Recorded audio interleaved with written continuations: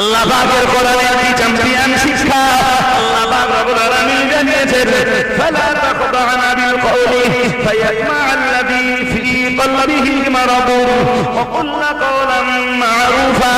ও বাবাজিরা ভাইরা, আল্লাহ পাক রব্বুল আলামিন জানিয়েছেন হে মেয়েরা, কোন পুরুষের সঙ্গে যদি কথা বলতে হয় মিষ্টি কথা বলো না, নরম কথা বলো না, স্টাইল মেরে কথা বলো না, গরম কথা বলো, গরম কথা বলো।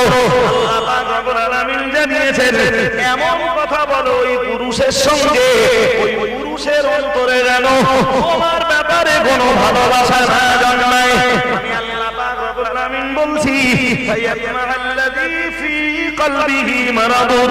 হে নারী জাতি, খাস ভাবে হে নবীর ঘরের বিবিরা, আর আম ভাবে সাধারণ ভাবে হে তামাম দুনিয়ার কালেমা পড়া মেয়েরা, তোমরা যদি পুরুষ জাতির সঙ্গে মিষ্টি কথা বলো, স্টাইল মেরে কথা বলো, নরম নরম কথা যদি বলো, কলবিহি মারাদুন, তাহলে যে পুরুষের সঙ্গে ওই মিষ্টি কথা, স্টাইল মারা কথা বলছো, ওই পুরুষের অন্তরে ইয়াহদিহিল্লাহু ফালা মুদিল্লা লাহু ওয়া মান ইউদ্লিলহু ফালা হাদিয়া লাহু।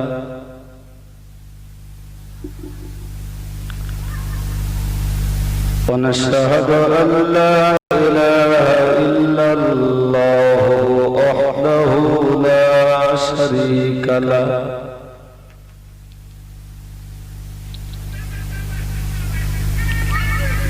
ونشهد أن سيدنا ونبينا وحبيبنا ومولانا محمدا صلى الله عليه وسلم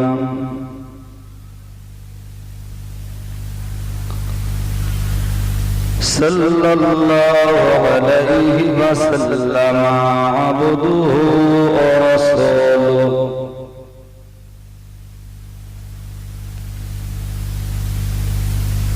الذي أرسله بالحق بشيرا ونذيرا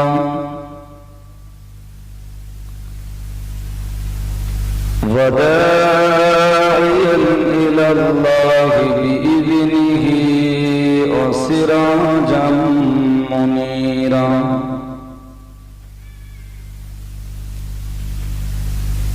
فأعوذ بالله من الشيطان الرجيم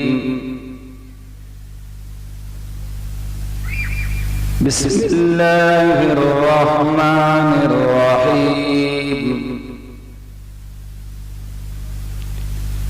إن الله وملائكته يصلون على النبي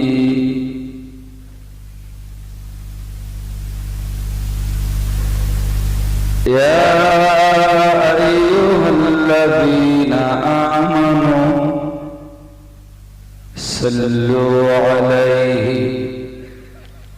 وسلموا تسليما اللهم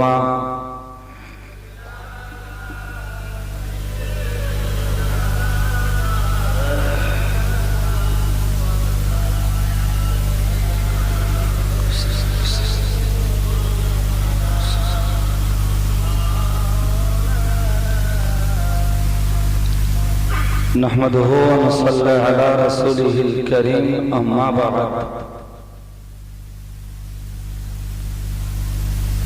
أعوذ بالله من الشيطان الرجيم بسم الله الرحمن الرحيم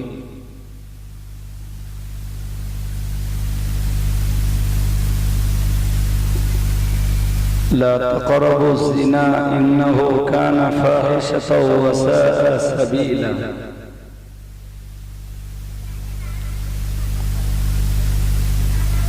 وقال تعالى في آية أخرى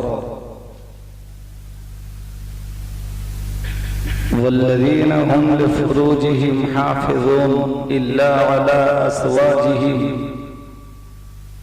أو ما ملكت أيمانهم فإنهم غير ملومين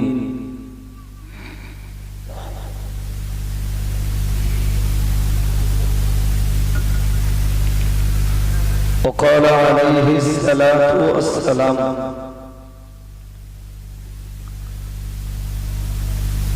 إذا ظهر الزنا والربا في قرية فقد أحلوا بأنفسهم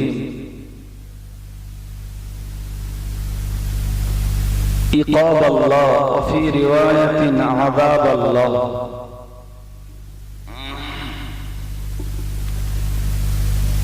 أو كما قال عليه الصلاة والسلام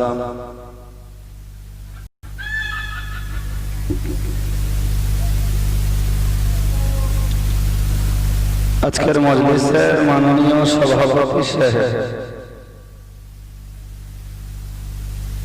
আমন্ত্রিত দিগার ওলামায়ে হযরত, সমবেত শ্রোতা মণ্ডলী, সম্মানিতা মায়েরা,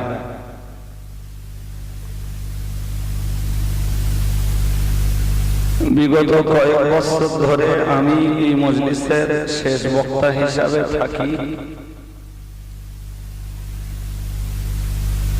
এবছর শুধু ডেট পাল্টেছে, কিন্তু আমার ক্ষেত্রে চিত্রটা বদলায়নি।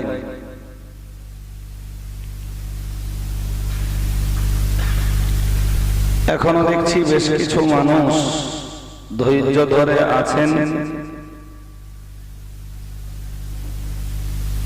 আখিরি দোয়ার অপেক্ষায়।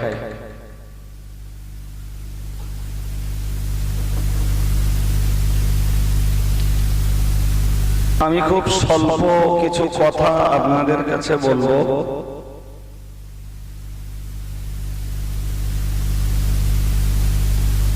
বাকি আপনাদেরকে নিয়ে আল্লাহর শাহী দরবারে আখিরি দোয়ার লক্ষ্যে হাত ওঠাবো। গতকালকে জলসা হয়ে গেছে না? হয়েছে।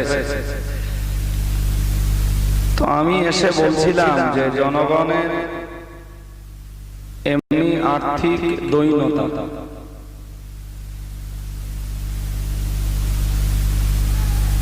লকডাউনের প্রভাব এখনো কাটিয়ে উঠতে পারিনি মানুষ। তার উপরে এই পরপর দুটো জলসা,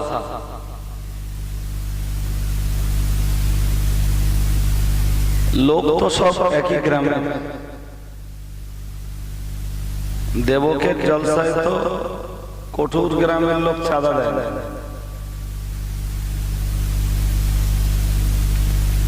তাতে এসে দেখছি ছেলেরা খরচও কম করিনি।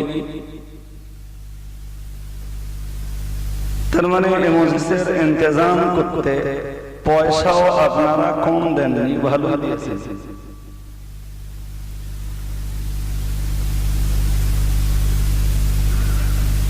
আলহামদুলিল্লাহ। কোরআনের একটি আয়াত রয়েছে, আল্লাযীনা ইউনফিকুনা ফিস সাররাই ওয়াদ-দাররা,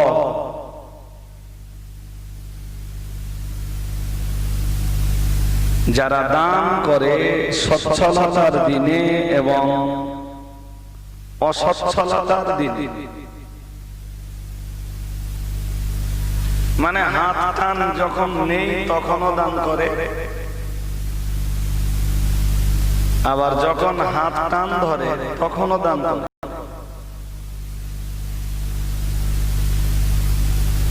কোরআনে আল্লাহর ঘোষণা রয়েছে, আল্লাহু ইউহিব্বুল মুহসিনিন, আল্লাহ তার এই সমস্ত বান্দাদিগকে ভালোবাসেন। সুবহানাল্লাহ। ভাই যারা আছেন একটু সামনের দিকে যদি এগিয়ে এসে বসেন তো মজলিসটা ভালো দেখে। সবাইকে বলছি একটু যদি এগিয়ে এগিয়ে বসেন। শুনুন, আপনারা চাইলে আমি অজ করব, আমি কমিটি বলে এসেছি যে আমি শেষ বক্তা, মানে জোর জবরদস্তির কোনো ব্যাপার নেই। শ্রোতা যদি শোনে তো অজ হবে, আর নইলে এগিয়ে আসেন। সেই সেখানে বসে বসে ভাব দেখতে তো মজা লাগছে। একটু এগিয়ে আসেন, এগিয়ে এসে বসেন, দু চার কথা বলি, তারপর সালাম পড়ে ইনশাআল্লাহ দোয়া করব। তাহলে আল্লাহ পছন্দনীয় বান্দা তারা যারা অভাব অনটন না থাকলেও দান করে, অভাব নেই দান করছে, আবার অভাব অনটনের দিনেও আল্লাহ রাস্তায় দান করে।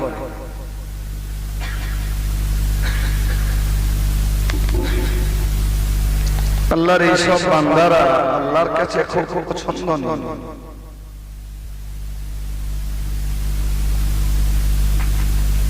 এসে শুনছিলাম যে সন্ধ্যাবেলায় মুফতি সাহেব হুজুর লকডাউন এবং লকডাউনের প্রতি সবরের ব্যাপারে বেশ কিছু উপদেশ কোরআন হাদিসের মাধ্যমে আপনাদেরকে দিয়ে গেছেন।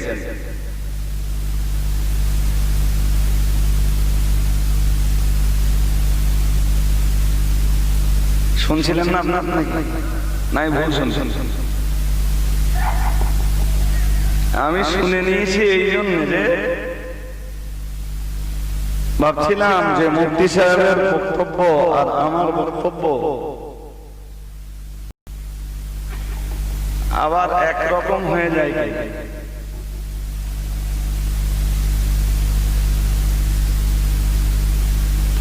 তা আমি লকডাউনের উপরে কিছু বলবো না, শুরুতে প্রাসঙ্গিক একটা দুটো কথা বলি।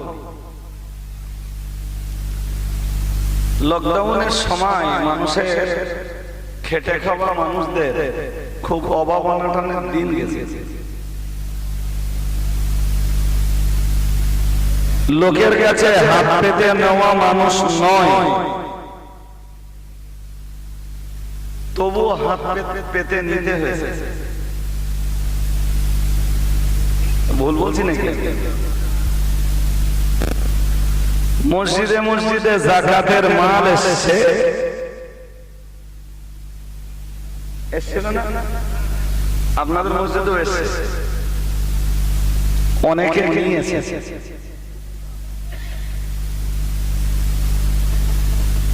আমার কথা শুনছেন না মন অন্যদিকে? যদি শোনেন তো একটা হাদিস বলবো। হাদিসটা বার করেছি, কোনোদিন কোনো জায়গায় বলিনি, আজ প্রথম। হাদিসটা আমার লাইফে পড়াও প্রথম, বলাও প্রথম। যদি আপনাদের মন থাকে, তার আগে হাদিসটা বলবার রাস্তাটা তৈরি করছি, মানে বাস্তবের সাথে হাদিসটা মেলাবো। তো মসজিদগুলোতে যখন যাকাতের মাল বিতরণ হয়েছে, কেউ যাকাতের মাল নিয়েছে বাস্তবেই অভাবে,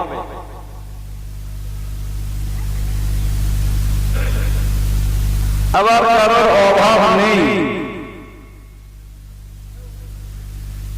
কিন্তু যাকাতের মাল লওয়ার জন্য মসজিদে কমিটির কাছে দ্বারস্থ হয়েছে। ভুল বলছি নাকি? আমার ছোট গ্রাম, আপনাদের যে ছোট গ্রাম, বসতি ঘন নয়, হালকা।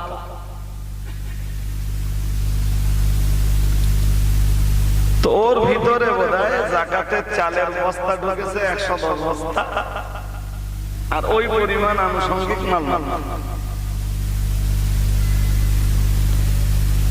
তা আল্লাহর কোনো না কোনো বান্দায় দিয়েছেন,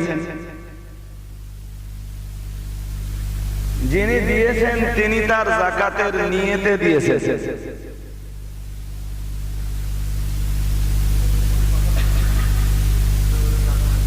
নাম লাগবে কথা শোনেন, আমার কথা বলতে দেন। এখন আমি আমার নিজে চোখে যে চিত্র দেখেছি ভাই, যে লোকগুলো রমজানে যাকাতের মাল দিচ্ছে সেই লোকগুলো ঠিক 2 মাস 10 দিন পরে কোরবানি করছে।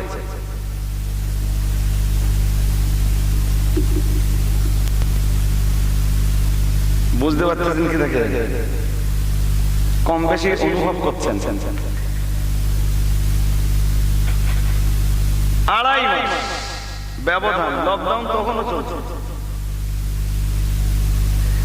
তাহলে যে লকডাউনের কারণে তারা যাকাতের মাল হাত পেতে নিয়েছে,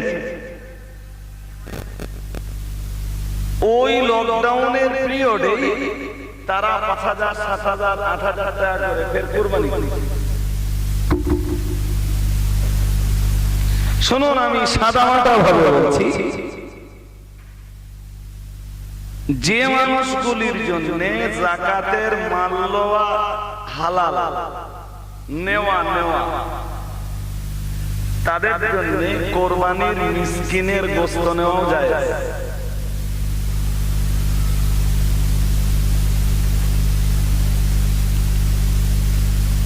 আচ্ছা, আপনারা আমার উল্টো বুঝিয়ে বলেন যদি সম্ভব হয়, যে লকডাউনে এই লোকগুলো যাকাতের মাল হাত পেতে নিল, তারাই পরে কোরবানি করলো, ওই একই লকডাউনের পিরিয়ডে এত লোকের আর্থিক সচ্ছলতা এলো কি করে?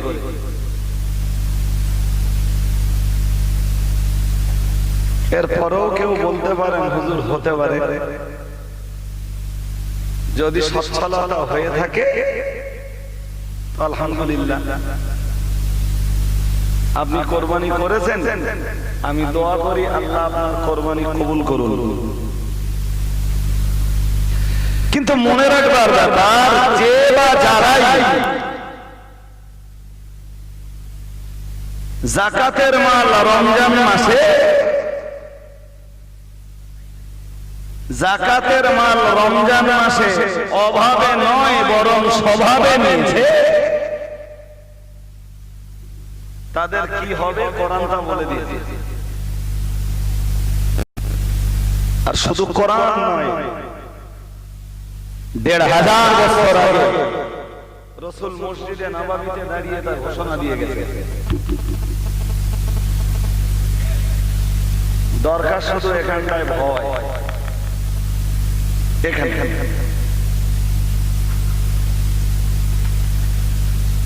আমি হাদিসগুলো আপনাকে বলবো, তার আগে রাস্তাটা আরেকবার বানিয়ে নেই। তিরমিজি শরীফের একটি হাদিসে এসেছে, আল্লাহ পাকের রাসূল একদিন বললেন, আত-তাকওয়া হাহুনা,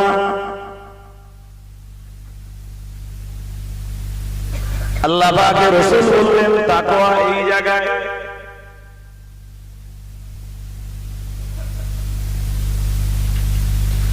কোরআন শরীফের একটি দুটি আয়াত নয়, অনেকগুলি আয়াতে আল্লাহ জানিয়েছেন, ইয়া আইয়ুহাল্লাযীনা আমানুত্তাকুল্লাহ, আল্লাহ পাক রব্বুল আলামিন জানিয়েছেন, হে দুনিয়ার ঈমানওয়ালা মানুষের দল, তোমরা যারা ঈমান এনেছো আল্লাহকে তোমরা ভয় করো।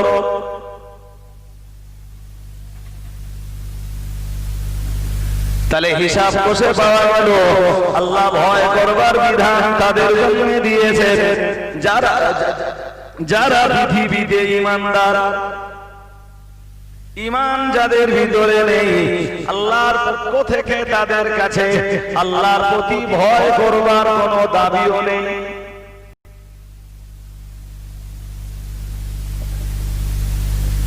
আর ওই ঈমানদারদেরকে দেখে আল্লাহ ভয় করার কথা একবার না, খুব মন দিয়ে শুনুন, 7 জায়গায় এসেছে। ক জায়গা? এমনি ভয়ের কথা কোরআন শরীফে আরো অনেক জায়গায় আছে, কিন্তু খাস ভাবে ঈমানদারদেরকে ডেকে আল্লাহ ইত্তাকুল্লাহ, আল্লাহকে ভয় করো, এ কথাটি 7 বার বলেছে। আচ্ছা, এক কথা বারবার বলা হয় কখন? বিষয়টির গুরুত্ব বোঝানোর জন্য, বিষয়টির প্রতি তাকিদ সৃষ্টি করার জন্য একই কথা বারবার বলা হয়, খবরদার, সাবধান, তোর যেন ভুল না হয়ে যায়, তুই যেন ভুলে যাস না, তুই যেন অলসতা করিস না, কাজটা অবশ্যই করিস। খুব মন দিয়ে শুনুন। চা খাওয়ার দরকার থাকে তো দরকার আছে, তাহলে একটু মনে হয় নীরবতার পরিবেশ বজায় রাখলে আমি খুব ঠান্ডা মাথায় কথাগুলো বোঝাতে পারবো। তো আল্লাহর ভয় কোন জায়গা দিয়ে করতে হবে নবী এবার দেখাচ্ছেন।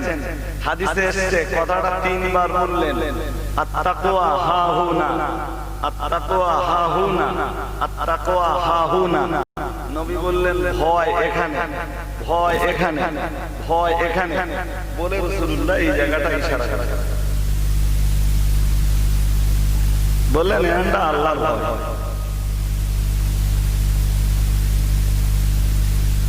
দেখুন আমি বোঝাতে চাচ্ছি কি বলেন, যার ভিতরে আল্লাহর ভয় থাকবে, কারোর ভিতরে আল্লাহর ভয় যখন ঢুকবে, আলটিমেটলি তামাম পৃথিবীর তামাম পাপ কাজ কারোর বলে দেওয়া লাগবে না, সবগুলো এমনিতে বন্ধ হয়ে যাবে।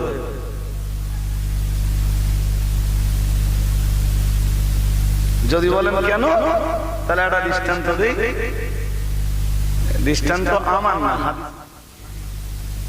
বুখারীর হাদিসে এসেছে। বুখারী শরীফে আসমানের নিচে জমিনের উপরে, কোরআন শরীফের পরের কিতাবের নাম বলেন সহিহুল বুখারী। ৭,২৭৫টা হাদিস আছে, ৭,২৭৫টা হাদিস। তো ভাই, একটা হাদিসে যেখানে জীবন গড়ে যাওয়ার কথা, ইমাম বুখারী শুধু রাসূলের হাদিস জোগাড় করেছেন ৭,২৭৫। কাইম সাহেবের মতো মানুষ বহু বছর বুখারী শরীফ নিজে পড়িয়েছেন, এবারও পড়াচ্ছেন অনলাইনে। এখন তো জামিয়া ওপেন করতে পারেননি, ছাত্রদের অনলাইনে পড়াচ্ছেন। আমি বুখারী শরীফের ব্যাপারে খুব বেশি দক্ষ, উপযুক্ত, যোগ্য লোক নই। মুফতি সাহেবের ছাত্র হওয়ার যোগ্যতাও আমার নেই। সোজা করে বলছি, নিজের অযোগ্যতা স্বীকার করা ভালো লোকের কাছে। তবু বুখারীর একটা হাদিস ভাই, হাদিসটি হযরত আদি ইবনে হাতিম থেকে বর্ণিত।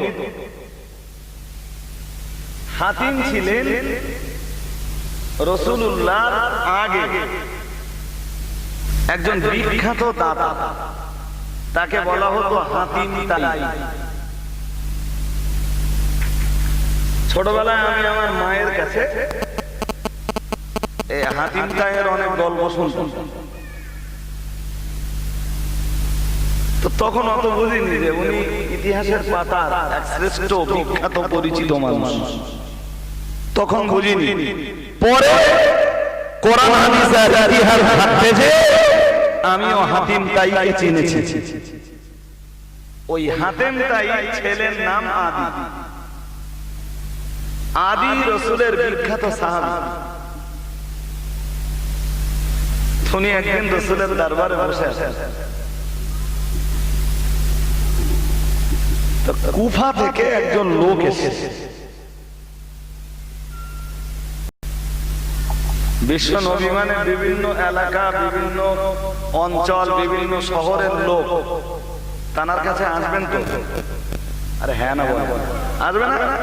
তো এসেছেন কুফা থেকে একজন লোক।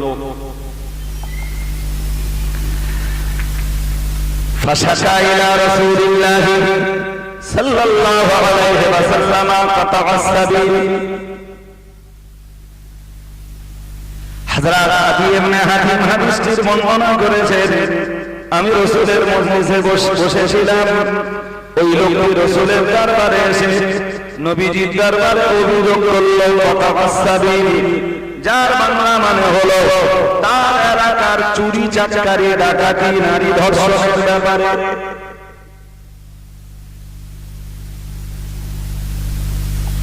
হুজুর আমার এলাকায় চুরি চাকারি খুন ধর্ষণ ঘুমিয়ে থাকে ভাই। ও তাহলে ওর ওয়ারেস কে আছে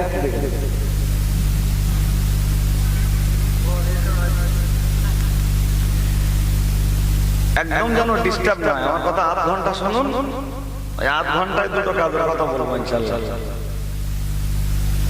তো রাসূলের দরবারে অভিযোগ হচ্ছে, অভিযোগ হওয়ার মর্ম হলো লোকটা রাসূলের কাছে সুপরামর্শ চাইছে।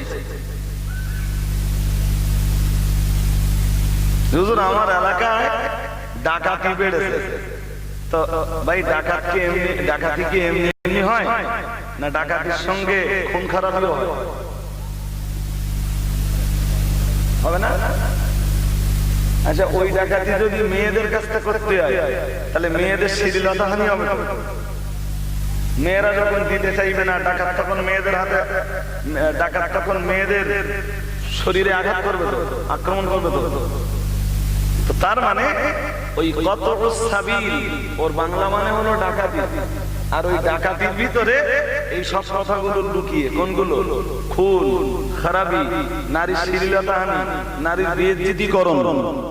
জি, এসব কথাগুলো ওই ছোট ছোট কথাটির ভিতরে লুকিয়ে। সাহাবী অত বিস্তার রাসূলকে বললেন না, তবে রাসূলুল্লাহ এবং উপস্থিত জনমণ্ডলীকে মানে রাসূলের দরবারে বসে থাকা লোকদের কথা বুঝতে অসুবিধা হলো। অনেক কথা আছে ভাই। জি, অনেক কথা আছে। আজকে ভারত জুড়ে নারীর শ্লীলতাহানি ঘটছে। গতকালকের পেপার, আজকের পেপার, তার আগের দিনের নিউজ পেপার, তার আগের দিনের খবরের কাগজ, আপনি রোজানা খবরের কাগজ পড়ে দেখেন, নারী ধর্ষণ, নারী নিগ্রহ, নারী শ্লীলতাহানি, ধর্ষণ করে খুন। সরকার নতুন নতুন আইন তৈরি করতে শুধু বুদ্ধি আছে। কিছু হচ্ছে, কিছু বলে কিছু হচ্ছে, তাতে হবে না। কেন বলেন দিন? এখানটায় আল্লাহর ভয় ভয় থাকলে তো সব বন্ধ হয়ে যাবে। আমি তো ওই হাদিস দিয়ে ওইটা বোঝাবো। সাহাবী রাসূলের কাছে পরামর্শ চাইলেন, হুজুর এগুলো বন্ধের উপায়। রাসূল জবাব দিয়েছেন পরে, অনেকটা পরে, আর আমিও জবাব দেব। একটু সময় লাগবে না? কিন্তু হ্যাঁ, সময় না দিলে পান্তায় পানি দিয়া মানে ভাতের হাঁড়িতে পানি দিলি পার পান্তা হয় না। পান্তা হওয়ার জন্য খানিকক্ষণ হাঁড়িতে পানি ঢেলে দিলি পার পান্তা হবে। পান্তা কখন বলো? ও যদি সঙ্গে সঙ্গে খান তো পানি দেওয়া হবে, ওরে পান্তা বলা হবে না। আর পান্তা বলা হবে তখন, হ্যাঁ, যখন সময় লাগবে। জি ভাই, ব্যাখ্যার অবকাশ নেই আমার লম্বা করে শোনেন, তবু একটা কথা বলে ফেলি যখন বলতেই বসেছি। হযরত ইউসুফ আলাইহিস সালাম জুলাইখার ঘরে বন্দী। ইউসুফ নবীর দোষ আছে? আরে হ্যাঁ না, কিন্তু বলতে না, মানে আমি তো ভাবতে দোষ আছে। ইউসুফ নবীর দোষের কল্পনা করা যায়? জি, কোন দোষ নেই নবী ইউসুফের। কারণ ওলামাদের রায় হলো ওয়াল আম্বিয়াউ কুল্লুহুম মুনাজ্জাহুনা আনিস সাগাইরি ওয়াল কাবাইরি ক্বাবলা নবুওয়াতি ওয়া বা'দাহা। तमाम পৃথিবীর নবীরা, আগের কথা ভুলে যায়নি, সব ক্লিয়ার বাবা, এই কথাটা একটু শেষ করে নেই। तमाम পৃথিবীর নবীরা সগীরা কবিরা সমস্ত প্রকারে গুনাহ থেকে পবিত্র। আর একটা মন খুলে বলেন। তবে প্রশ্ন একটা আসে, সেটা হলো যে নবীদের অন্তরে গুনার কল্পনা কি তৈরি হয়?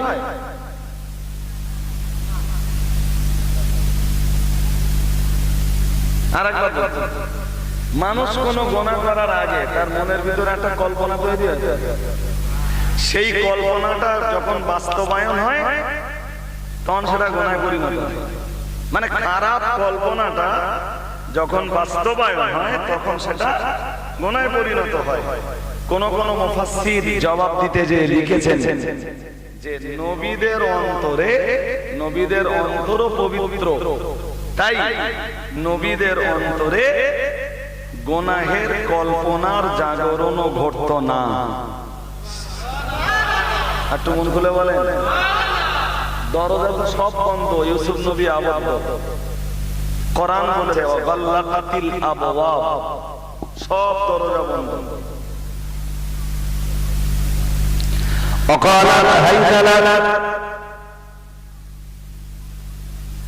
আল্লাহ পাকের কোরআনের 12 পারার বিবরণ।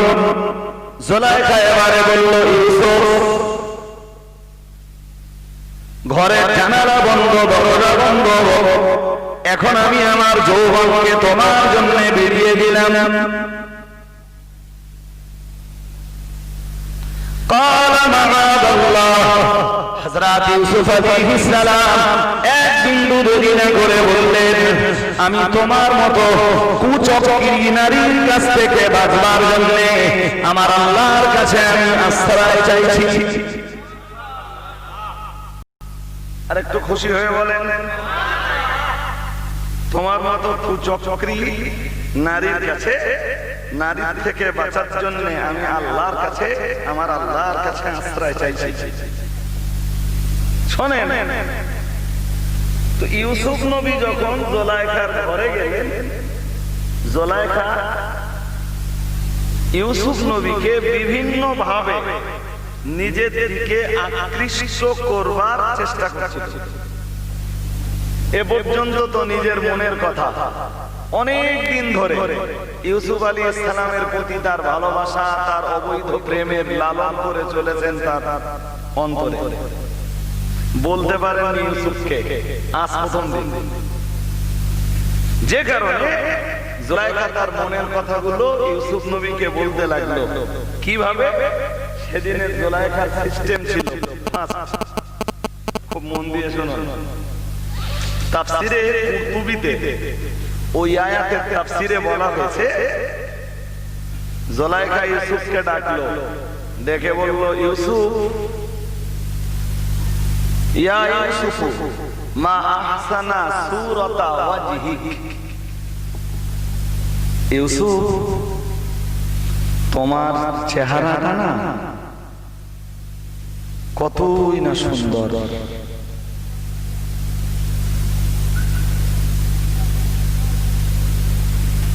ফুসলাচ্ছে, আকৃষ্ট করছে। হযরত ইউসুফ অত সহজ ফাঁদে ফাঁদায় দরজা জানলা বন্ধ হলো। হযরত নবী ইউসুফ আলাইহিস সালাম তাফসীরকাররা জবাব দিয়ে বলেছেন, কালা ফির রাহিমি সাবরানি রাব্বি, যার বাংলা মানে হলো তাফসীরে কুরতুবির লেখক লিখেছেন, হযরত নবী ইউসুফ আলাইহিস সালাম বলেছিলেন, আমার রব, আমার আল্লাহ আমার মায়ের গর্ভে তো আমাকে এই সূরতটা দান করেছিলেন। আর একটু মন খুলে বলেন, তুমি তো আমার চেহারার প্রশংসা করতে, যে আমি দেখতে খুব সুন্দর। তা আমার এই সুন্দর চেহারাটা আমার রব, আমার মালিক, আমার আল্লাহ মায়ের গর্ভেই আমাকে দান করেছিলেন। সুতরাং জোলাইখা, তুমি যদি আমার রূপে, আমার লাবণ্যে, আমার চেহারায় যদি তুমি আকৃষ্ট হতে চাও, তাহলে আমি ইউসুফ এ ব্যাপারে আমার ফয়সালা হলো, আমার প্রতি আকৃষ্ট না হয়ে, আমার প্রেমের ফাঁদে পা না দিয়ে, যে আল্লাহ আমার যে মালিক, আমার যে রব আমাকে এই আকৃতিটা দিয়েছে, জোলাইখা তোমার উচিত হলো আমার সেই আল্লাহর প্রেমে পড়ে যাওয়া। তুমি আমার সুরাতে প্রেমে পড়বে কেন? আমার সৌন্দর্যে প্রেমে পড়বে কেন? আমার এই সুন্দর দেহ দেখে তুমি প্রেমে পড়বে কেন? তোমার মনে হয় না যে এই সুরাতটা কেউ না কেউ তৈরি করেছেন? তো যিনি তৈরি করেছেন, তুমি একটু তার সাথে প্রেম করতে শেখো।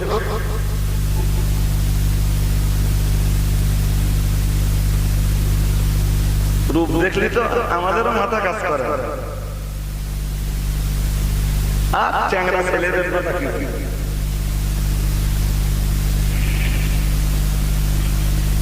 নজর সোজা হয় না।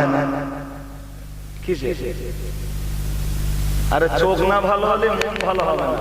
মন যদি ভালো না হয়, এই যৌবন ধ্বংস করা কঠিন। আগে কি ভালো হতে হবে বলে? আগে চোখ, তারপর মন, তারপর শরীর।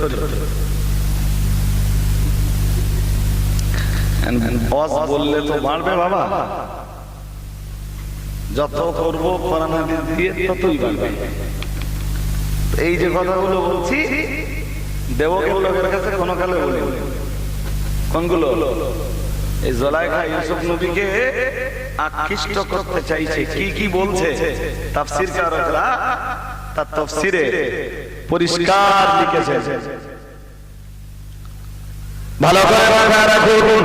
এরপরে জোলাইখা আবার ইউসুফ নবীকে ডেকে বলল, ইউসুফ মা ইয়া ইউসুফ মা আহসানা শারাক। ইউসুফ মা আহসান, কতই না সুন্দর তোমার মাথার চুল। ইউসুফ তো আকৃষ্ট হয় না, প্রথম সূরাতের প্রশংসা, তারপর এক এক ছেলের চুলের ঢং এক এক রকম। হ্যাঁ না, বুড়ো মানুষগুলো চুল পেকে গেছে, অতি কালো ঘষতেছে।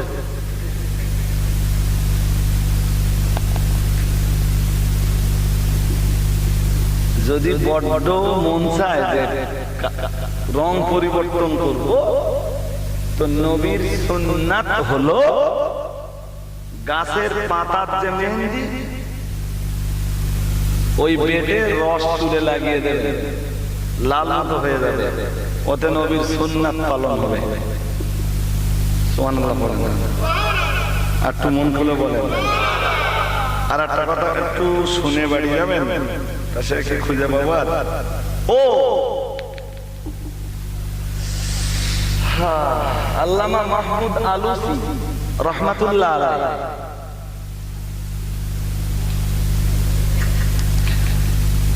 আল্লামা মাহমুদ আলুসি তার লিখিত তাফসীরের নাম হলো তাফসীরে আলুসি, পৃথিবী শ্রেষ্ঠ আর এক তাফসীর। তো উনি ওই ফিরাউনের আলোচনা করতে করতে, মানে কোরআনের 16 পারা যেখানে ফিরাউনের আলোচনা আছে, ফাকুলা লাহু কওলান লাইয়িনান, আল্লাহ মুসা নবী আর ফিরাউনকে ডাক দিয়ে বললেন, এই মুসা নবী আর হারুন নবীকে ডাক দিয়ে বললেন, এই মুসা এই হারুন, তোমরা তো ভাই। আমি আওয়াজ একটাও ভুলে যাইনি, বলো যত জায়গায় দেখেছি সব জায়গায় দেখে আসবো, শুধু একটু ধৈর্যের পরীক্ষা নিচ্ছি আপনাদের। জি, মুসা নবী আর হারুন নবীকে ডেকে বললেন, তোমরা দু ভাই ফিরাউনের কাছে যাও এবং ফিরাউনকে যে কালেমার দাওয়াত দাও। কিভাবে দাওয়াত দেবে আল্লাহ ওরা শিখিয়ে দিচ্ছেন। আপনারা পিছনের দিকে তাকাচ্ছেন কেন? হুজুর কি পিছনে নাকি? আচ্ছা এগিয়ে আসেন, জায়গা আছে তো সামনে। সমস্যা কি হচ্ছে? একদম স্থির ভাবে আমার কথা শুনতে হবে ভাই। আবার মন্দিরটা ভালো করে গড়েছেন, দুটো কথা বলবার মতো পরিবেশ তৈরি করে দিয়েছেন। নইলে আমি কমিটির ছেলেদেরকে বলছিলাম যে আমি আর এই রাতে ওয়াজ করবো না, মুফতি সাহেব ওয়াজ করেছেন, এখন গজল হচ্ছে, আমি যে সালাম কিয়াম করে দোয়া করতে। আপনারা এই মন্দির আবার নতুন করে গড়েছেন বলে দুটো কথা বলছি। তো ফেরাউনের ব্যাপারে আল্লাহ মুসা নবী আর হারুন নবীকে বললেন, যাও কালেমার দাওয়াত দাও। কিন্তু কালেমার দাওয়াত দেওয়ার পদ্ধতি কি হবে? আল্লাহ বলে দিলেন, ফাকুলা লাহু কওলান লায়্যিনান।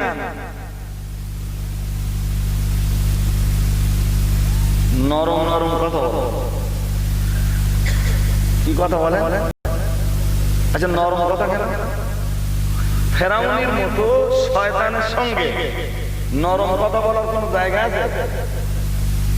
তা আল্লাহ কেন বললেন, এই মুসা হারুন দু ভাই কলেমার দাওয়াত দিতে যাও, তবে নরম কথা বলো।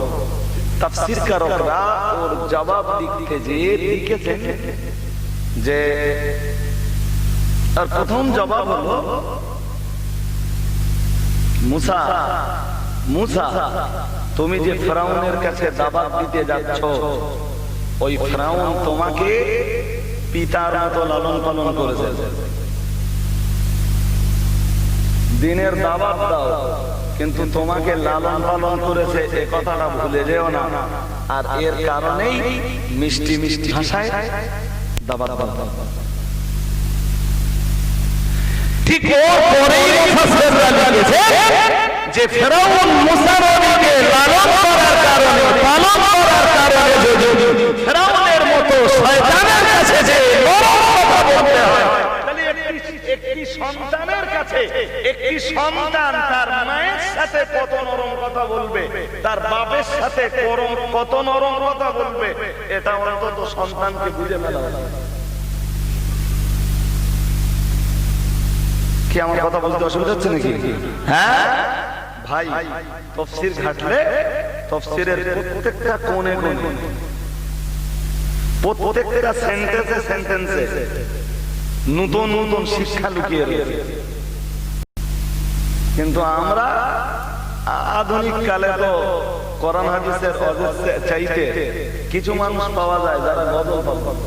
হুজুরে যে গজল বলবে, আমি ছেলেদের বলেছি তোমরা যদি গজল দাও তো হয় সবার আগের দিন দিতে হবে, আর নইলে জলসার দিন সন্ধ্যাবেলা আগে গজলের পর্ব শেষ করতে হবে। শুরু হবে তো প্রথম থেকে শেষ পর্যন্ত কারণ অজের মজলিস কোরআন হাদিসের মজলিস, কোরআন হাদিসের মজলিস, আল্লাহর রহমতের মজলিস, কোরআন হাদিসের মজলিস, ফেরেশতাদের রহমতের ডানা বিছিয়ে দেওয়ার মজলিস। একটু মন খুলে বলেন, ও মজলিসে নতুন করে গজল আসবে না। কথা শুনতে পাচ্ছেন? আর ভাই শখের বিষয় একাত্ম হয় ভিন্ন জিনিস, 5 মিনিট একটু বলে নিলে ভিন্ন জিনিস। কিন্তু আপনি জানেন না যে এই গজল জগৎ ইসলামকে কতটা ক্ষতি সাধন করছে। নারী পুরুষের বাঁধ ভেঙে দিচ্ছে।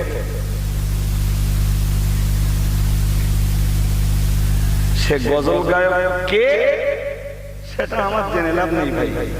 তবে যদি দিতেই হয় কিছু শর্ত সাপেক্ষে দিতে পারবেন।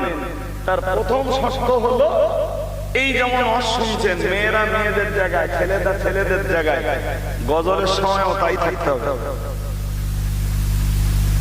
এটা প্রথম শর্ত।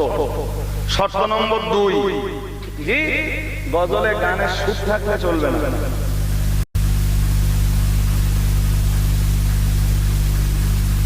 ইসলাম হলো খেলা করার জিনিস নয় বাবা।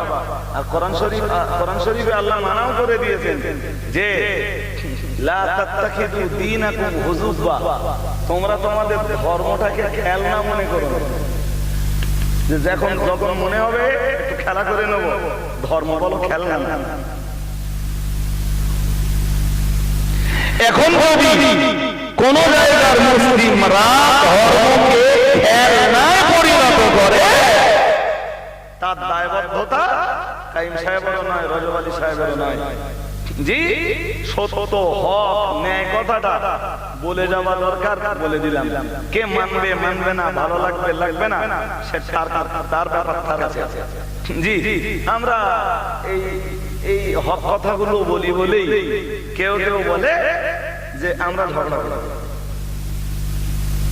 আমরা তো ঝগড়া যদি কোরআনের জন্য হয়, ঝগড়া যদি হাদিসের জন্য হয়, ঝগড়া যদি ইসলামকে জিন্দা করবার জন্য হয়, ঝগড়া যদি ইসলামকে ডুবে যাওয়ার হাত থেকে রক্ষা করবার জন্য হয়, তাহলে সে ঝগড়া জায়েজ শুধু না, কোরআন অনুযায়ী ও ঝগড়া করা ফরজ।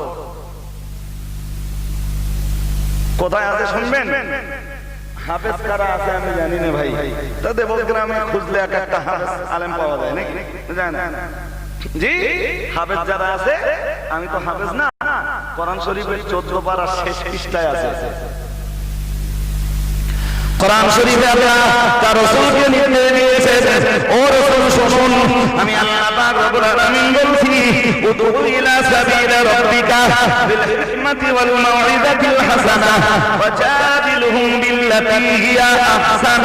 আল্লাহ পাক রব্বুল আলামিন জানিয়েছেন, ও আমার নবী শুনুন, উদউ ইলা সাবিলি রাব্বিকা বিল হিকমাহ, আপনি মানুষ দিগকে ধর্মের দিকে আহ্বান করুন, আল্লাহর দিকে মানুষকে আহ্বান করুন, আল্লাহর রাস্তায় মানুষ দিগকে ডাকতে থাকুন। কি দিয়ে ডাকবেন নবী? আল্লাহ 1 নম্বরে জানিয়েছেন বিল হিকমাতি, জ্ঞান বিজ্ঞান দিয়ে। আপনার কথা যেন বিজ্ঞান বিরোধী না হয়, আপনার কথা যেন সমাজ বিরোধী না হয়, আপনার কথা যেন জ্ঞান বিজ্ঞানের এগেনস্টে না যায়। যদি আপনার কথাগুলো আপনার ধর্মের দিকে আহ্বানের বলি যদি জ্ঞান বিজ্ঞান বিরোধী হয়, লোকে তো আপনারে পাগল করবে, আপনার ডাকে কেউ সাড়া দেবে না।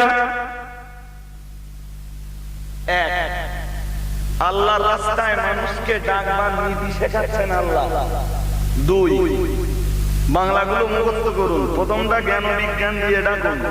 নাম্বার 2, আল্লাহ এবারে বলছেন ওয়াল মাউইযাতিল হাসানাতি, আর সুন্দর সুন্দর ঘটনা, সুন্দর সুন্দর যে ঘটনার ভিতরে শিক্ষা আছে এবং যে ঘটনাগুলো কোরআন হাদিসে পাওয়া যায়, ওই রকম ঘটনা দিয়ে মানুষকে ধর্মের দিকে ডাকুন। একটু মন খুলে বলেন, আরে ভাই ওই মনে গস পড়ে রয়েছে, কিন্তু এটা করে নিতে হচ্ছে মাঝখানে। 3, আল্লাহ 3 নম্বর নীতি শিখিয়েছেন নবীকে, ওয়াজাদিলহুম বিল্লাতী হিয়া আহসান। আর 3 নম্বরে আপনি ন্যায়ের জন্য, নীতির জন্য, সত্যের জন্য তাদের সাথে ঝগড়াও করুন। ঝগড়া করতে কে বলেছে? কিসের জন্য? এই জন্য ন্যায় নীতির পক্ষে ঝগড়া করা জায়েজ শুধু নয়, বরং কি বলেছি, ফরজ। এই ফরজ দায়িত্ব যারা পালন না করবে, আল্লাহর আদালতে হিসাব দিতে হবে। আমি তো বললে শুধু বাড়বে। যাক, ওই পর্যন্ত ছেড়ে চলে আসুন। ইউসুফ আলাইহিস সালামকে এবারে বলছে, ইউসুফ তোমার মাথা চুল কতই না। হ্যাঁ, ওই কথা বলতে গিয়ে যে মুসা নবী আর হারুন নবীর কথা বলেছেন, তো ওই যে আয়াতটা আছে, ফাকুলা লাহু কাওলান লাজ্জানান, এই মুসা এই হারুন ফিরাউনের কাছে কালেমার দাওয়াত দিতে যাবে, কিন্তু নরম নরম হয়ে দাওয়াত দিও। ওই আয়াতের তাফসিরে আল্লামা মাহমুদ আলুসি রাহমাতুল্লাহ আলাইহি লিখেছেন একটা মারাত্মক কথা, লিখে আমার কথা দিতে খোদা জি, একটা মারাত্মক কথা লিখেছেন যে পৃথিবীতে প্রথম যে লোকটা চুলে কালো কালি দিয়েছিল সে লোকটা ছিল ফিরাউন।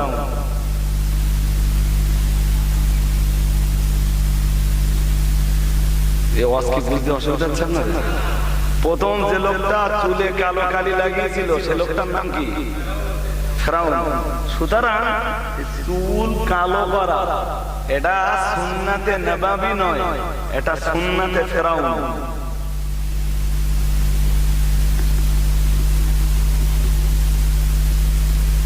জুলাইখা বলতেছিল না, এসো তোমার চুল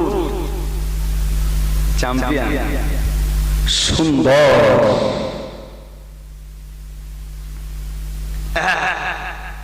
জি, সে প্রসঙ্গে যুবকদের কাছে যাবি ভাই, চুলের স্টাইলটা ছাড়ো। চুল ফন নাথিং। তুমি জানো ইউসুফ নবী সেদিন কি জবাব দিয়েছিল জুলাইখা যখন তার চুলের প্রশংসা করলো? জি, হযরত নবী ইউসুফ আলাইহিস সালামকে যেই না জুলাইখা বলল, মা হাসানা শারা, হে ইউসুফ তোমার মাথার চুলগুলো কতই না সুন্দর। হযরত নবী ইউসুফ আলাইহিস সালাম এক বিন্দু বিসর্গ দেরি না করে বললেন, ক্বালা হুয়া আফদালু মা ইয়ানফিরু মিন জাসাদি। হযরত নবী ইউসুফ আলাইহিস সালাম বলেছিলেন, ও জুলাইখা তুমি মনে রাখো, তুমি তো আমার চুলের প্রশংসায় মগ্ন হয়েছো, কিন্তু তোমায় জেনে রাখা উচিত আমি ইউসুফ এই মুহূর্তেই যদি আমার মরণ হয়ে যায় আর আমাকে যদি কবরে দাফন করা হয়, আমি কবরে চলে যাওয়ার পরে আমি ইউসুফ আমার দেহের সব থেকে প্রথমে যে জিনিসগুলো ধরে দেবে সেই জিনিসগুলির নাম আমার চুল। তুমি আমার চুলের প্রশংসা করছো, আমি মরলে প্রথম আমার মাথার চুল ধরে বলবে এই চুলের কি নাম আছে।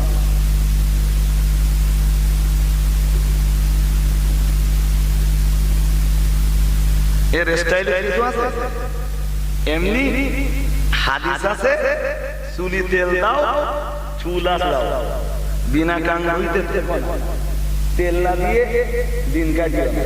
আপনার যদি সহ্য হয় রোজ তেল দেন। আল্লাহ রসুলের দরবারে এক সাহাবী এসেছেন, চুলগুলো এলোমেলো। তো রসুল তাকে ডেকে বললেন, কি হলো আমার যে আমি তোমার এলোমেলো কেশ অবস্থায় দেখছি, তুমি চুলগুলো আসলাতে পারো না?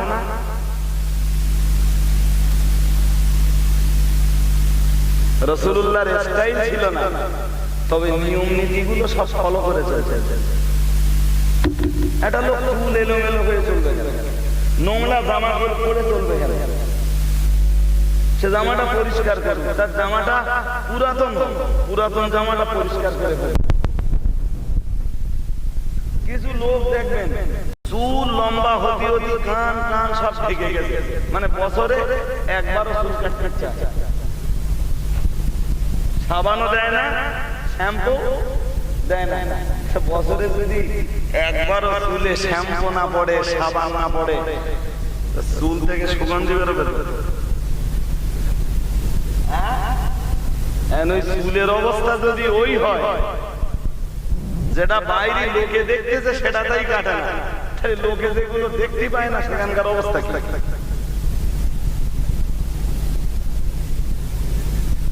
কি আমার কথা বুঝতে পারতেছেন না রাগ করতেছেন? ওগুলো তো কাটবার তাগিদ হাদিসে রয়েছে, তাহলে ওর অবস্থা কি? গোপ বড় বড় হয়ে গেছে, কাটা ওরে সর্বনাশ, গোপ গালের মরে যাচ্ছে, গোপ কাটা। তাহলে যেগুলো দেখা যাচ্ছে না, বগলের চুলের অবস্থা কি? সেখানে তো দুর্গন্ধ হচ্ছে। ইসলাম তো দুর্গন্ধ মোটেই পছন্দ করে না, ইসলামের পছন্দ সুগন্ধি। আর একটু খুশি হয়ে বলে জি। সুতরাং যুবক ছেলে যারা আছো ভাই, চুল লাল করা পাটি আছে না নেই? ওরে সর্বনাশ, কি স্টাইল!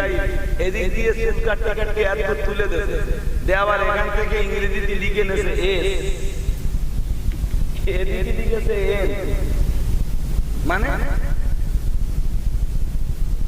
দুজন তো, ও তো একজন, তার একজন হলো কোন জানতে না, গার্লফ্রেন্ড জি। মনে রাখবার ব্যাপার, ইসলামে বয়ফ্রেন্ড গার্লফ্রেন্ডের কোনো জায়গা নেই, অস্তিত্ব নেই। ইসলাম শুধু একটাই অস্তিত্বকে স্বীকার করেছে, নারী আর পুরুষের, সেটা হলো বৈবাহিক সম্পর্ক। তুমি বিবাহ করো, তোমার স্ত্রীকে নিয়ে সংসার করো, আল্লাহ তোমার সংসার জীবনে রহমত নাযিল করবেন। এই বৈবাহিক জীবন ছাড়া আর যত সম্পর্ক আছে সব সম্পর্ক ইসলাম হারাম বলে ফতোয়া দিয়েছে। কোনো গল্প নেই। চাই তুমি আমেরিকায় থাকো, চাই ভারতে থাকো, চাই মাশরিকে থাকো, চাই মাগরিবে থাকো, চাই শিমালে থাকো, চাই জুনুবে থাকো, চাই বাংলাদেশের কেউ হও, চাই তুমি ইংল্যান্ডের কেউ হও, যেই হও, ইসলাম তোমার জন্য বৈধতার স্বীকৃতি দিয়েছে কেবল তোমার বৈবাহিক সম্পর্ক, এছাড়া আর যত সম্পর্ক আছে সব সম্পর্ক হারাম। বলেন হারাম হারাম। তাই তুমি নতুন নতুন শব্দ যদি আবিষ্কার করতে জানো তো কোরআনের কাছেও নতুন শব্দ আছে। আমার কথা বুঝতে পারতেছেন? আর কোরআনের কাছে যদি সে শব্দ তোমার নতুন বলে না মনে হয় তো কোরআনের ওই ১৫০০ বছর আগে যা আল্লাহ নাযিল করেছেন তাই ১৫০০ বছর আগের মানুষদের জন্য যেমন প্রযোজ্য হয়েছে, ১৫০০ বছর পরেও কোরআন পড়লে মনে হবে কোরআন এক্ষুনি নাযিল হয়েছে। আর একটু খুশি হয়ে বলবেন, মনে হবে এক্ষুনি নাযিল হয়েছে। নইলে দেখেন কোরআন শরীফে মহান আল্লাহ জানিয়েছেন ওয়ালা মুত্তাখিদি আখদালিন, ও বাবাজিরা ভাইরা, আল্লাহ পাক রব্বুল আলামিন জানিয়েছেন। আমি সূরা মায়েদা থেকে অংশটা করেছি, যদিও আয়াতটা অনেক বড়, বলতে গেলে অনেক সময় লেগে যাবে। শুধু ওই আয়াতের যে অংশটুকু প্রয়োজন ওই অংশটুকু আমি আপনাদের কাছে পড়েছি। আল্লাহ পাক রব্বুল আলামিন জানিয়েছেন বৈবাহিক সম্পর্ক ব্যতীত আর যত সম্পর্ক রয়েছে সেটা হতে পারে কারোর উপপতি, হতে পারে কারোর বয়ফ্রেন্ড, হতে পারে কারোর গার্লফ্রেন্ড, হতে পারে কারোর ধর্মবোন, অথবা যে সম্পর্কেরই হোক না কেন আল্লাহ পাক রব্বুল আলামিন জানিয়েছেন ইসলামের কাছে, শরীয়তের কাছে, কোরআনের কাছে কেবল একটাই সম্পর্ক বৈধ। সে সম্পর্কের নাম হলো স্বামী আর স্ত্রীর সম্পর্ক। এছাড়া তামাম আসমানের নিচে আর জমিনের উপরে যত সম্পর্ক রয়েছে নারী আর পুরুষের সব রকমের সম্পর্ক অবৈধ। আর এই অবৈধ সম্পর্কের ব্যাপারে আল্লাহ পাক রব্বুল আলামিনের কোরআন ঘোষণা দিয়েছে। আল্লাহ পাক রব্বুল আলামিন কোরআনের 15 পারা সূরা বনী ইসরাঈলে জানিয়েছেন লা তাকরাবুজ জিনা ইন্নাহু কানা ফাহিশাতান ওয়া সাআ সাবিলা। আল্লাহ পাক রব্বুল আলামিন জানিয়েছেন জিনা করা তো দূরের কথা, জিনা ব্যভিচারের ধারে পাশেও যেন তোমরা যেও না। তার মানে যে কাজগুলো তোমার জিনার দিকে এগিয়ে দেয় ওই কাজগুলো তো যেতে পারবে না। জিনা ব্যভিচার তো দূরের কথা, যে কাজগুলো তোমার জিনা ব্যভিচারের নিকটবর্তী করে দেয় ওগুলো থেকেও তোমাকে পরহেজ করে চলা লাগবে। নির্দেশকার, জোর করে বলে নির্দেশকার। পৃথিবীতে তুমি জিনা ব্যভিচারে লিপ্ত হলে যার সন্তানের পরিমাণ বাড়বে, যার সন্তানের পরিমাণ যত বাড়বে পৃথিবী থেকে পর্বত তত উঠে যাবে। হত্যা, রাজধানী, ছিনতাই, জি হারামি, বাটপাড়ি, চুরি, ডাকাতি, খুন খারাপি, বদমাইশি এগুলো পৃথিবীতে তত বাড়বে। পৃথিবীতে যার সন্তানের পরিমাণ যত বাড়ে পৃথিবীতে শৃঙ্খলা তত।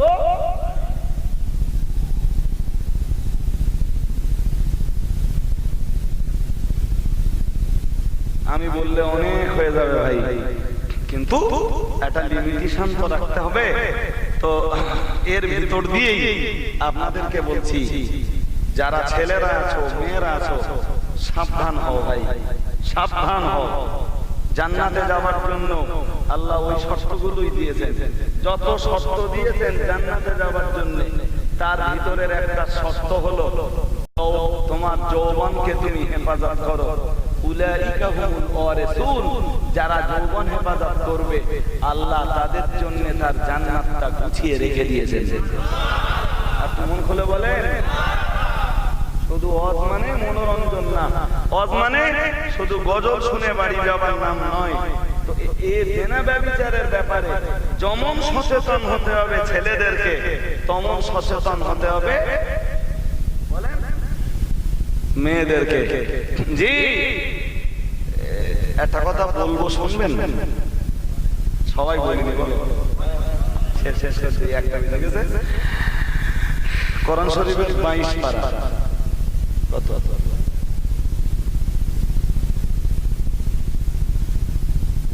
আল্লাহ পাকের কোরআন স্পষ্ট করে জানিয়েছে, সূরা 22 পারা প্রথম পৃষ্ঠা আল্লাহ পাক রব্বুল আলামিন জানিয়েছেন, ইয়া নিসাআন নবী লাসতুন্না কাহাদিন মিনান নিসাই।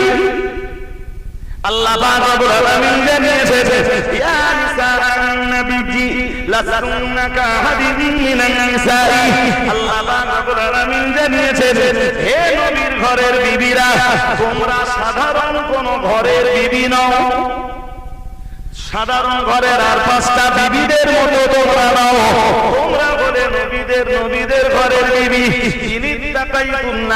আমি আল্লাহ পাক রব্বুল আলামিন বলছি। এরপরে আল্লাহ বললেন, তোমরা যদি আল্লাহকে ভয় করো, ফালা তাখদানা বিল কওলি। আল্লাহ পাক রব্বুল আলামিন জানিয়েছেন, তোমরা যখন পুরুষদের সাথে কথা বলবা, তোমাদের কথায় যেন মিষ্টতা ভাব না থাকে। বিধানকার মেয়ে ছেলের দরকার হতে পারে কোনো মদ্দালোকের সাথে কথা বলা? আরে বাবা, হতে পারে না? পারে তো। আল্লাহ বলতেছেন, শিক্ষা দিচ্ছেন যদিও নবীর স্ত্রীদের, তো নবীর স্ত্রীদের ভিতর দিয়ে আল্লাহ তামাম বিশ্বের কলেমা পড়া মেয়েদের জন্য ওই একই বিধান দিচ্ছেন। হে মেয়েরা, তোমরা যারা কলেমা পড়ছো, এই বিধান তোমাদের জন্য।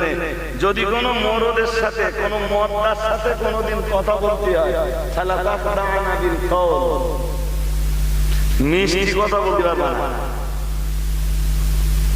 কথা স্টাইল মেরে বলতে পারবা না। আমার কথা কি বুঝতে পারতেছেন নাকি? হ্যাঁ, কি করে বলবা? আল্লাহ ওরা শিখিয়ে দিচ্ছেন। কথা বলো কর্কশ, কথা বলো গরম। একবার একটা ছেলে ফোন করেছে, রং নম্বরে ঢুকে গেছে, আপনার গিন্নি ধরেছে। ও যদি লম্পট হয়, রং নম্বরে ঢুকেছে তো, ও যদি লম্পট হয় আমার ফোন করবে। আর প্রথমবারে গিন্নি ফোনটা ধরে যদি দুটো গরম কথা বলে দেয়, কথা বলেন। আল্লাহ পাকের কোরআনের কি চ্যাম্পিয়ন শিক্ষা! আল্লাহ পাক রব্বুল আলামিন জানিয়েছেন, ফালা তাখদানা বিল কওলি ফায়াতমা'আল্লাযী ফী কলবিহি মারাদুন ওয়া কুলনা কওলান মা'রুফা। ও বাবাজিরা ভাইরা, আল্লাহ পাক রব্বুল আলামিন জানিয়েছেন, হে মেয়েরা, কোন পুরুষের সঙ্গে যদি কথা বলতে হয়, মিষ্টি কথা বলো না, নরম কথা বলো না, স্টাইল মেরে কথা বলো না, কর্কশ কথা বলো, গরম কথা বলো। আল্লাহ পাক রব্বুল আলামিন জানিয়েছেন, এমন কথা বলো ওই পুরুষের সঙ্গে, ওই পুরুষের অন্তরে যেন তোমার ব্যাপারে কোনো ভালোবাসা না জন্মায়। আমি আল্লাহ পাক রব্বুল আলামিন বলছি, ফায়াতমা'আল্লাযী ফী কলবিহি মারাদুন। হে নারী জাতি, খাস ভাবে হে নবীর ঘরের বিবিরা, আর আমভাবে সাধারণ ভাবে হে তামাম দুনিয়ার কালেমা পড়া মেয়েরা, তোমরা যদি পুরুষ জাতির সঙ্গে মিষ্টি কথা বলো, স্টাইল মেরে কথা বলো, নরম নরম কথা যদি বলো, কলবিহি মারাদুন, তাহলে যে পুরুষের সঙ্গে ওই মিষ্টি কথা, স্টাইল মারা কথা বলছো, ওই পুরুষের অন্তরে রোগ তৈরি হবে। এ কথা কে বলতেছেন? আমি না আল্লাহ? হ্যাঁ, এমনি ভাই সাধারণ ভাবে অজনসিহাতের ময়দানে কথাবার্তা আলোচনা কম হয়। আল্লাহ বলতেছেন, ওর অন্তরে তো ক্যান্সার তৈরি হবে, তুই তো ওর সাথে নরম নরম কথা বলবি, আর ওর অন্তরে ক্যান্সার তৈরি হবে। ও ক্যান্সারের তো কোনো ওষুধ আছে? ওষুধ আছে? শেষ পর্যন্ত তো সংসার ধ্বংস হবে। কি চ্যাম্পিয়ন বিধান! কিন্তু খুব লজ্জার সাথে বলতে হয়। তাহলে মেয়েরা কথা বলতে পারবে না, আল্লাহ এটা বলেননি, প্রয়োজন হলে বলতে পারে, কিন্তু কিভাবে বলবে আল্লাহ শর্তগুলো দিয়ে দিয়েছেন। ওই পর্যন্ত শেষ না ভাই, নারীর কণ্ঠের আওয়াজ এও পর্দা। ওই জন্য নারীর নামাজে আযান নেই। হ্যাঁ, অক্ত দরকার আছে, মাগার আযান দরকার। নারীর নামাজে আযান নেই, নারীর নামাজে ইকামত নেই। নারীর পুরুষের কোন নামাজে জোরে কেরাত, কোন নামাজে আস্তে কেরাত। নারীর কোন নামাজ আছে জোরে কেরাত?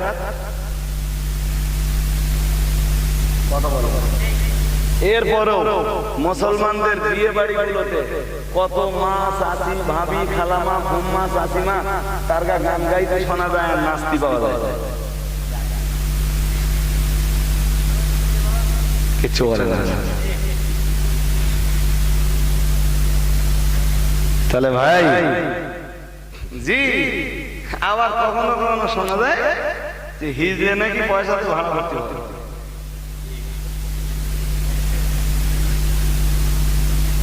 বাবা, অন্তরের রোগ ফায়দা হবে না কেন? আর এই রোগগুলোই একদিন হবে ব্যভিচারের কাজ। এই জন্য আল্লাহর এত শক্ত বিধান।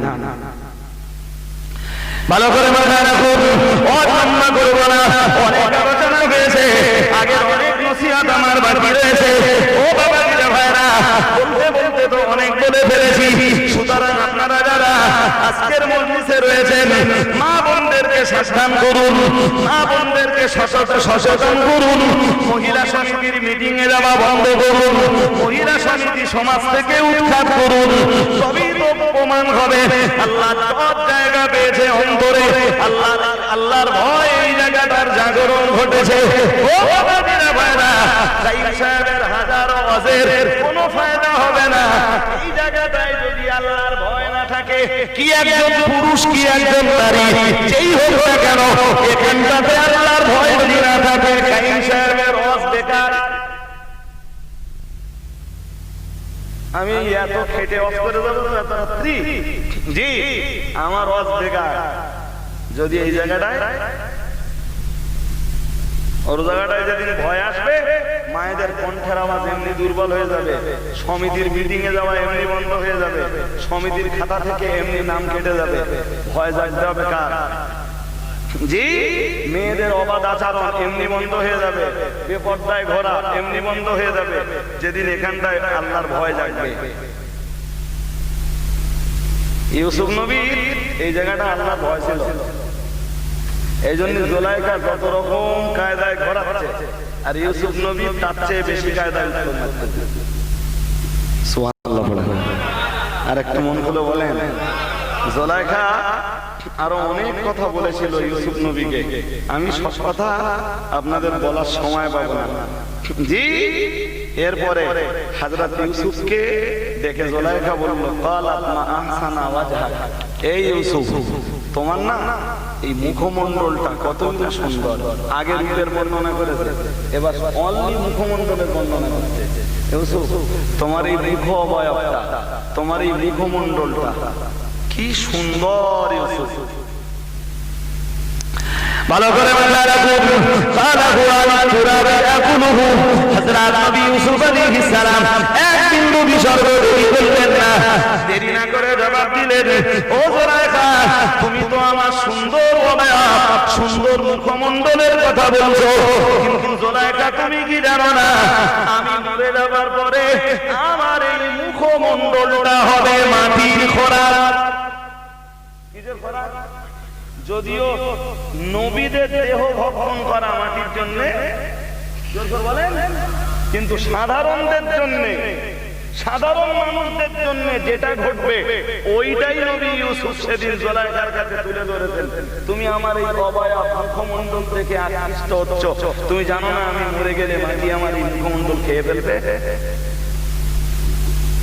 আল্লাহু আকবার। জি, অনেক কথা বাবা। হযরত নবী ইউসুফ আলাইহিস সালামকে জুলাইখা শুধু ফুসলানোর চেষ্টা করছিল বারবার। ভালো করে ও বাবাজিরা ভাইরা, গভীরভাবে বুঝবার ব্যাপার। এরপরে জুলাইখা আবার ইউসুফ নবীকে বলল, ইয়া ইউসুফ মা আহসানা আইনাইকা, হে ইউসুফ তোমার চোখ খুব সুন্দর হরিণের মতো।